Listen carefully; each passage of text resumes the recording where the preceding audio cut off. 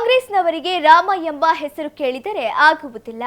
ವಿಕಸಿತ ಭಾರತ ರೋಜ್ಗಾರ್ ಮತ್ತು Aajeevika mission guarantee ಯೋಜನೆಯಲ್ಲಿ ರಾಮ ಎಂಬ ಪದ ಇರುವುದರಿಂದ ಕಾಂಗ್ರೆಸ್ ವಿರೋಧ ವ್ಯಕ್ತಪಡಿಸುತ್ತಿದೆ ಎಂದು ಬಿಜೆಪಿ ಮುಖಂಡ ಬಿಜಿ ಅಜಯ್ ಕುಮಾರ್ ಆರೋಪಿಸಿದರು. ಸುದ್ದಿಗೋಷ್ಠಿಯಲ್ಲಿ ಮಾತನಾಡಿದ ಅವರು 2009ರಲ್ಲಿ ಕಾಂಗ್ರೆಸ್ ಸರ್ಕಾರ ಮಹಾತ್ಮ ಗಾಂಧಿ ರಾಷ್ಟ್ರೀಯ ಗ್ರಾಮೀಣ ಉದ್ಯೋಗ ಖಾತ್ರಿ ಯೋಜನೆಗೆ ಮಹಾತ್ಮ ಗಾಂಧೀಜಿಯವರ ಹೆಸರನ್ನು ಸೇರಿಸಿತ್ತು. ಮನರೇಗಾ ಯೋಜನೆಯಡಿ ಕೇವಲ 100 ದಿನಗಳ ಕೆಲಸ ಮಾತ್ರ ನೀಡಲಾಗುತ್ತಿತ್ತು.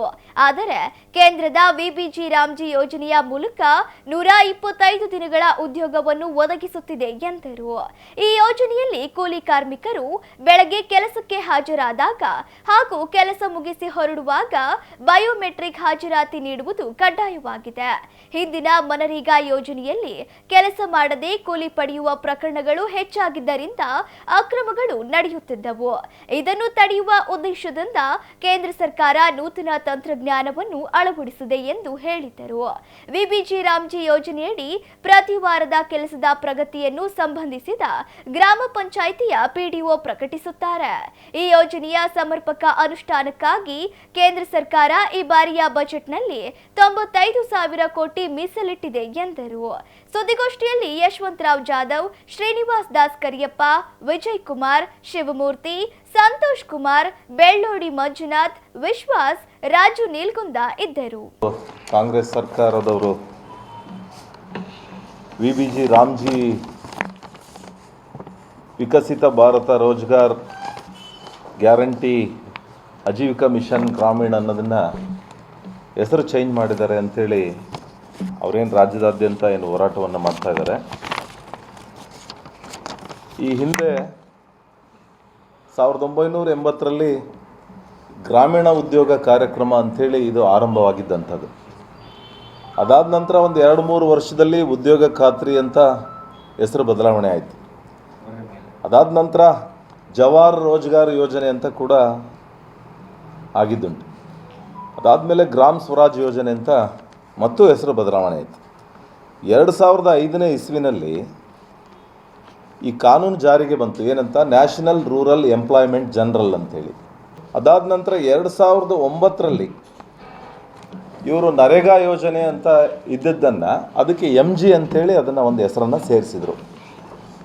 ಏನು ಅಂತಂದರೆ, ಈಗ ಮಹಾತ್ಮ ಗಾಂಧೀಜಿಯವರ ಹೆಸರನ್ನು ಇವರು ಎಲ್ಲೂ ಸಹ ಇಡದೇ ಇರೋಂಥ ಕೆಲಸವನ್ನು ಮಾಡ್ತಾ ಇರೋದು.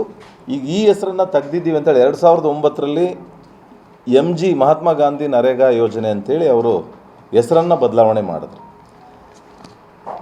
ಈಗ ವಿಕಸಿತ ಭಾರತ ರೋಜ್ಗಾರ್ ಮತ್ತು ಆಜೀವಿಕಾ ಮಿಷನ್ ಅಂಥೇಳಿ ಏನು ಚೇಂಜ್ ಮಾಡಿದ್ದಾರೆ, ಅದು RAM ಅಂತ ಅಂದರೆ ರೋಜ್ಗಾರ್ ಆಜೀವಿಕಾ ಮಿಷನ್ ಅಂತೇಳಿ. ಆ್ಯಕ್ಚುಲಿ ಇದು ಅದರಲ್ಲಿ ಏನಾಗುತ್ತೆ, ಕೂಡಿಸಿ ಓದಿದಾಗ ರಾಮ್ ಅಂಥೇಳಿ ಹೆಸರು ಬರುತ್ತೆ.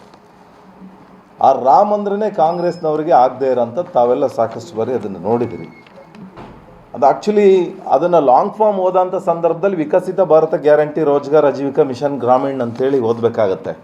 ಅದು ರಾಮ್ ಅಂತ ಬರೋದ್ರಿಂದ ಇದನ್ನು ವಿರೋಧ ಮಾಡ್ತಾ ಇದ್ದಾರೆ. ಬಿಟ್ಟರೆ ಜೊತೆಯಲ್ಲಿ ಏನು ಇವರು ಅದರಲ್ಲಿ ಕೆಲವೊಂದು ಕೆಲಸದ ವಿಚಾರವಾಗಿ ಕೆಲವೊಂದು ಬದಲಾವಣೆಗಳನ್ನು ಮಾಡಿದ್ದಾರೆ. ಯಾವ ರೀತಿ ಬದಲಾವಣೆಗಳನ್ನು ಅಂದರೆ, ಮೊದಲೆಲ್ಲ 100 ದಿನ ಕೆಲಸವನ್ನು ಕೊಡ್ತಾಯಿದ್ರು. ಈಗ ಅದನ್ನು 25 ದಿನ ಹೆಚ್ಚು ಮಾಡಿದ್ದಾರೆ. ಸುಮಾರು 125 ದಿನಗಳ ಕಾಲ ಕೆಲಸವನ್ನು ಕೊಡ್ತಾ ಇದ್ದಾರೆ. ಆಮೇಲೆ ಅಲ್ಲಿ ಏನು ಕೆಲಸದ ಬೇಡಿಕೆ ಇರುತ್ತೆ, ಆ ಬೇಡಿಕೆಗೆ ಅನುಗುಣವಾಗಿ ಕೆಲವ್ರನ್ನ ಹೆಚ್ಚಾಗಿ ತಗೊಂಡು ಉದ್ಯೋಗವನ್ನು ಸೃಷ್ಟಿ ಮಾಡೋಂಥ ಕೆಲಸವನ್ನು ಈಗ ವಿಬಿಜಿ ರಾಮ್ಜಿನಲ್ಲಿ ಮಾಡ್ತಾ ಇರ್ತಕ್ಕಂಥದ್ದು. ಆಮೇಲೆ ಗ್ರಾಮ ಸಭೆಗಳಲ್ಲೇ ಕೆಲಸ ನಿರ್ಧಾರ ಆಗುತ್ತೆ. ಈಗ ಮೊದಲೆಲ್ಲ ಏನಾಯಿತು, ರಾಜ್ಯದಲ್ಲಿ ಏನೋ ಒಂದು ಕೆಲಸ ಹೇಳ್ತಿದ್ರು, ಅದನ್ನು ಯಾರೋ ಮಾಡ್ತಿದ್ರು, ಯಾರೋ ಹೋಗ್ತಾಯಿದ್ರು.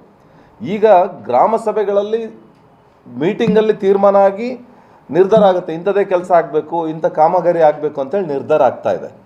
ಅದಲ್ಲದೆ ಕಾಮಗಾರಿ ರೂಪುರೇಷವನ್ನು ಈ ತಂತ್ರಜ್ಞಾನದ ಮೂಲಕ ಮಾಡ್ತಾಯಿದ್ರು. ಅವಾಗ ಏನಪ್ಪ, ಸುಮ್ಮನೆ ಅಟೆಂಡೆನ್ಸ್ ಯಾವಾಗ ಬಂದರು, ಕೆಲಸ ಮಾಡದೇ ಇದ್ದರು, ಹಾಜರಿ ಹಾಕಿ ಹೋಗ್ತಾಯಿದ್ರು. ಈಗಿಲ್ಲ, ತಂತ್ರಜ್ಞಾನದ ಮೂಲಕನೇ ಕಾಮಗಾರಿ ಮಾಡ್ತಾರೆ. ಕಾಮಗಾರಿ ವಿಷಯದಲ್ಲೂ ಕೂಡ ಸ್ಪಷ್ಟ ದೃಷ್ಟಿಕೋನವನ್ನು ಇಟ್ಕೊಂಡು ಕೆಲಸ ಮಾಡೋಂಥ ಒಂದು ವ್ಯವಸ್ಥೆಯನ್ನು ಮಾಡಲಾಗಿದೆ ಈ ವಿಬಿಜಿ ರಾಮ್ಜಿನಲ್ಲಿ.